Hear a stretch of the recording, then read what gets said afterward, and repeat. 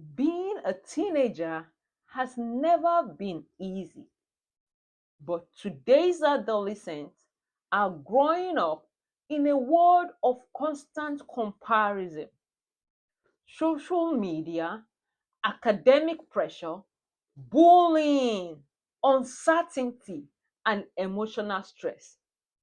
Many parents believe depression in teenagers look like constant crying, but often it doesn't. Sometimes it looks like anger. Sometimes it does look like silence. Sometimes it looks like isolation.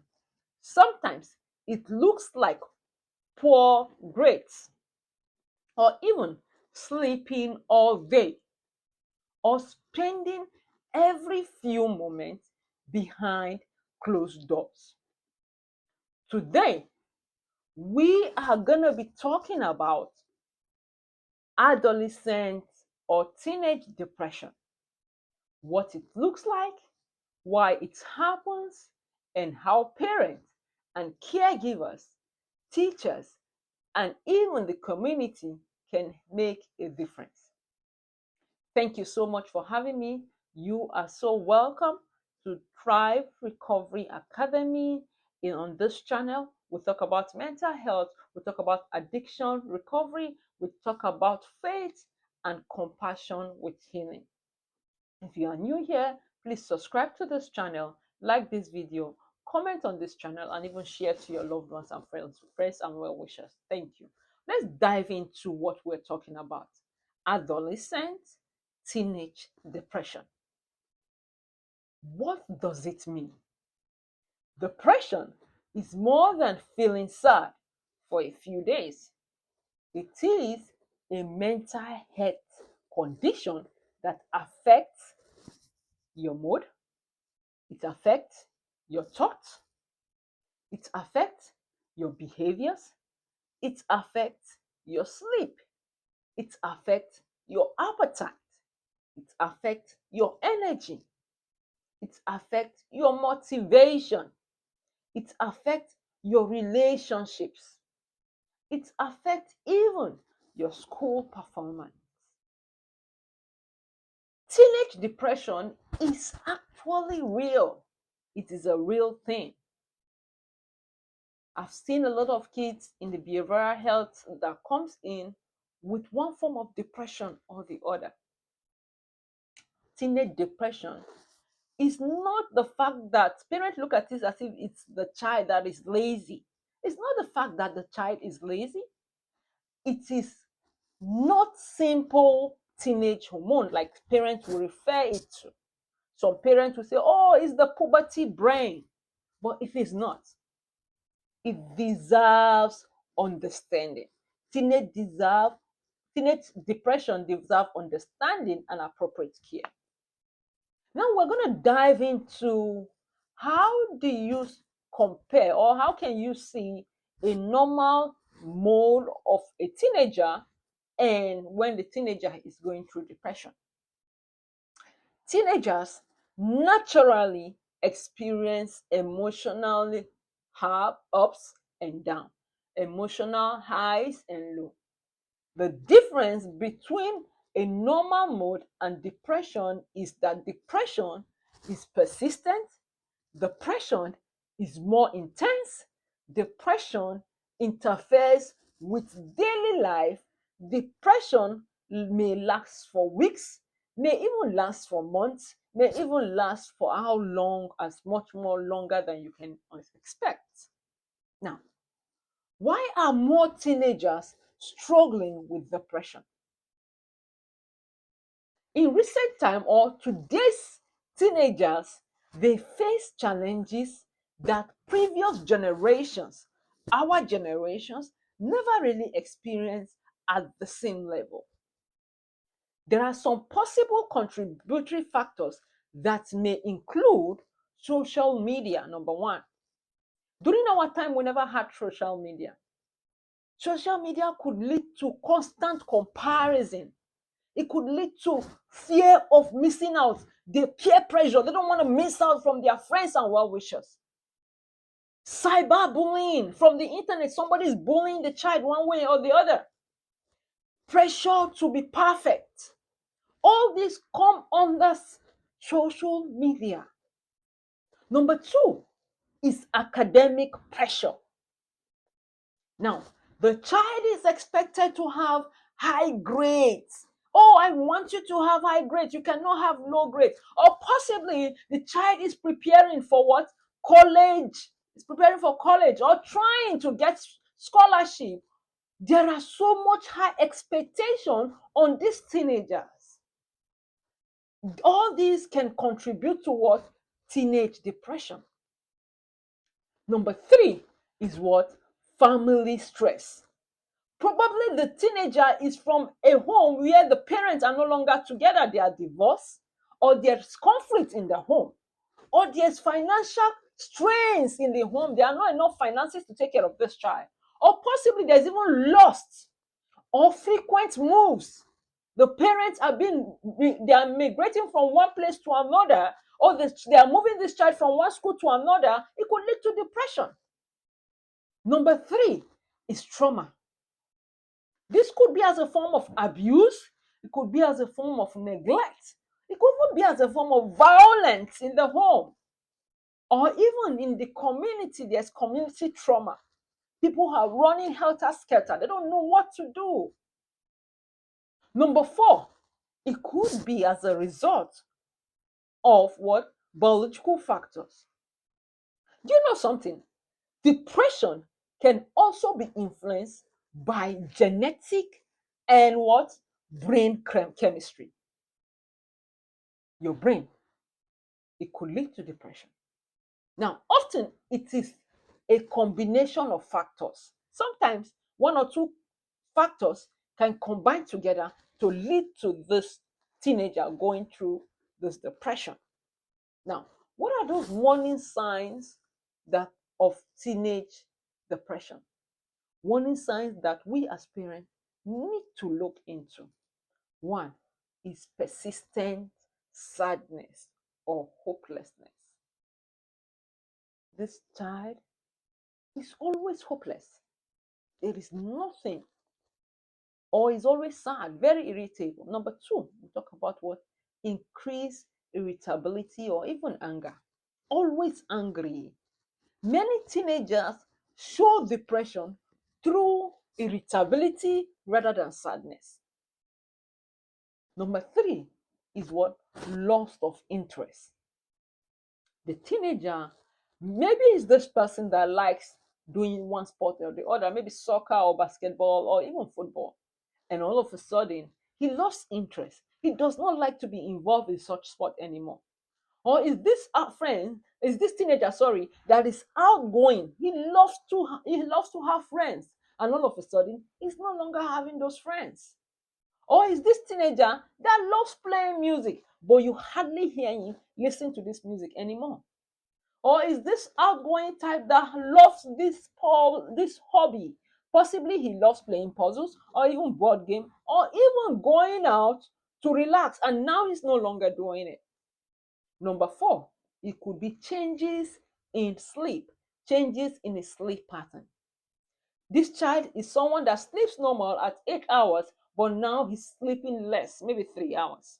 Or he's even sleeping more. He wants to sleep all day in the room. Yes, all this can lead. Number five could be appetite change. This child is someone that eats normal, and now he's no longer eating normal.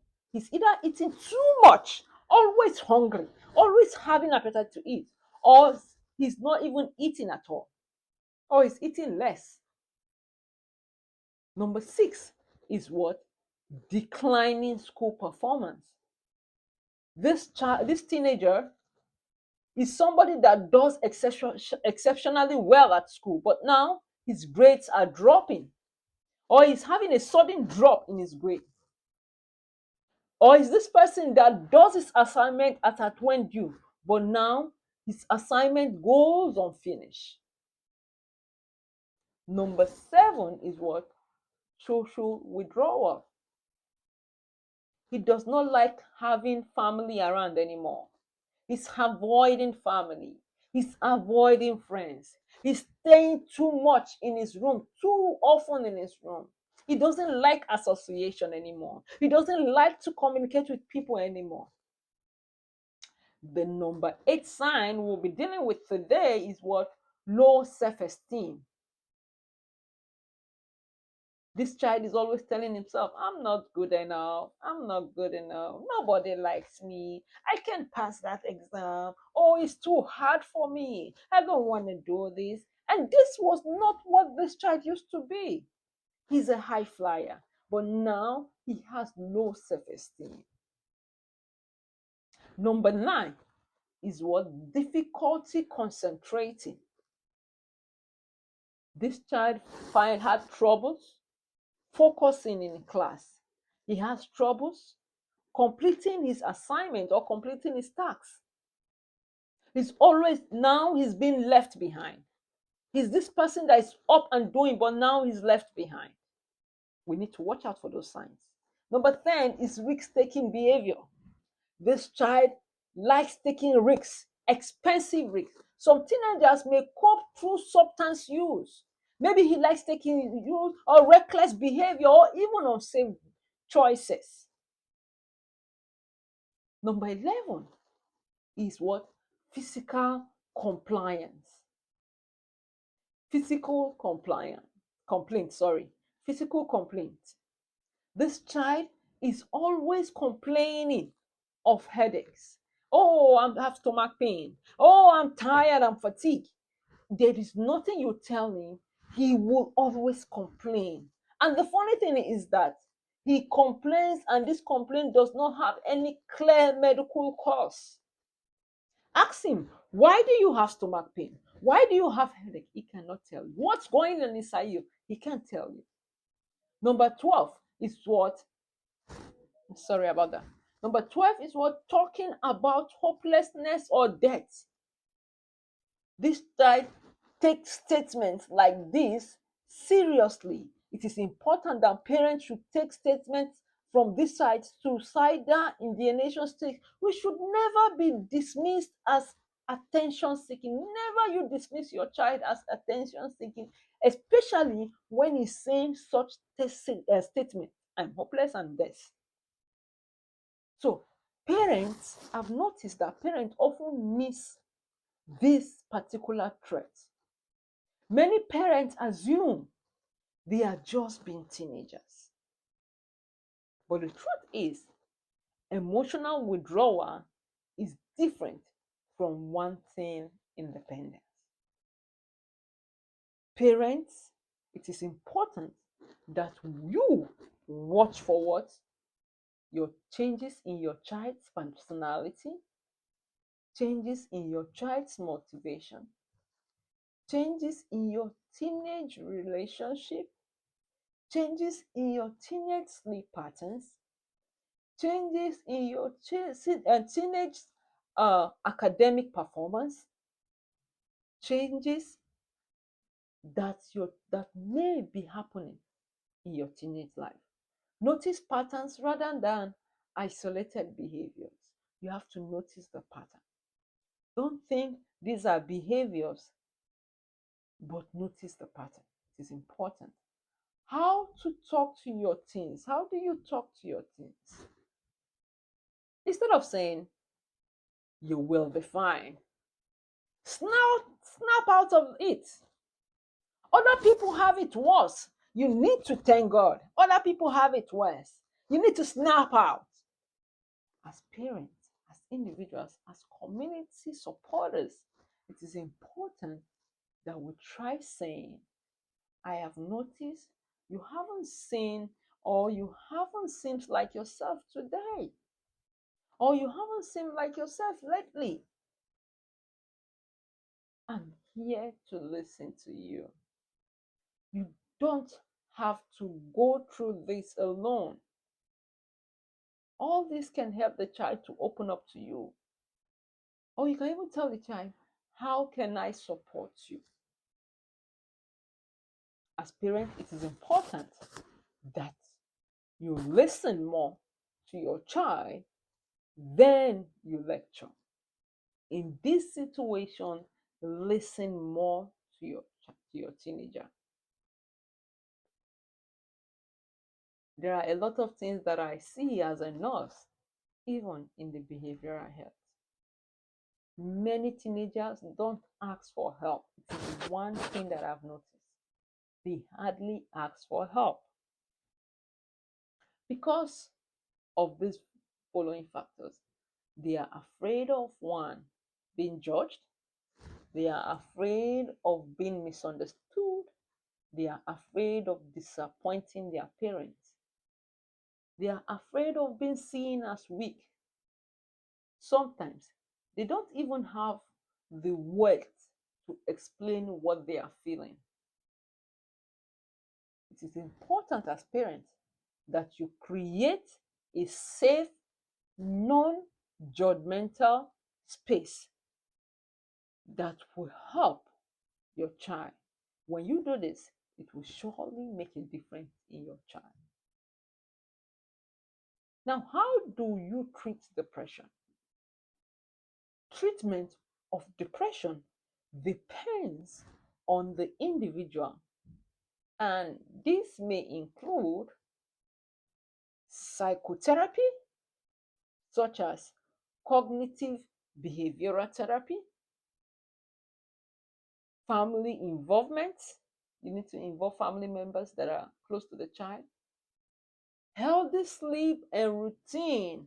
You need to create healthy sleep and routine for your child.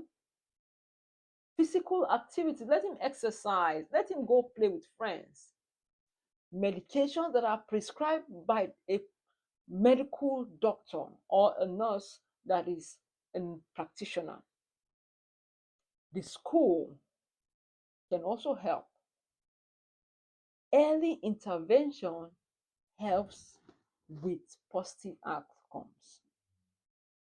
Now, as a faith-based coach, a faith-based mentor, it is important that I let you know that faith is a powerful source. It's a powerful source for hope and for community. At the same time, when you seek help from qualified mental health professionals, it's not a lack of faith. Supporting a teenager may involve prayer. Yes, you can pray for the child, and the child can also pray for himself. Love and open communication, and evidence-based care can also help. All this can help working with your child that is going through this process. If you are a parent, your teenager doesn't need you to be perfect. You need to notice that they need you to be present. Presence over perfection. They need you to listen. They need you to observe. They need you to love them consistently. Not love them today and tomorrow you don't love them, or love them when they are doing something for you or they are helping out in the house, and when they are not helping out, you start telling them words and then you don't love them. No. Another thing that I need to say, if you are a teenager watching this video, please hear this. One thing I want to let you know is that you are never alone. That is why Thrive Recovery Academy is here. You matter to us, and your life have value. You need to ask for help. Asking for help is not a sign of courage, of weakness. It is a sign of courage. When you ask for help, it shows that you are courageous. Now, there is something very important I want to pass across. As parents, if a teenager, or even as a friend or anybody, if a teenager is talking about wanting to die, or is expressing hopelessness, or showing signs of self-harm or suicide or even thinking in a suicidal way, you need to take all this seriously. Stay with the teenager if there is immediate danger. Involve a trusted adult and seek urgent help from emergency services or qualified medical professional. In the US and Canada, you can call or text 988 to reach the Suicide and Crisis Lifeline. If you are a parent, an educator, a healthcare professional, someone who cares about a teenager, you need to comment in the comment section. Hope for your youth. Let's work together to create homes, to create schools, to create a community where people feel safe seeking for help. If this video helps you in any way, please like, subscribe, and share with someone who may need it. You are so welcome. I am Noswobi again. In this channel, Thrive Recovery Academy, we talk about mental health, we talk about addiction, we talk about recovery, we talk about emotional healing, faith with what? Compassion. Thank you so much for having me. You are so welcome, and I will see you in the next one. Thank you.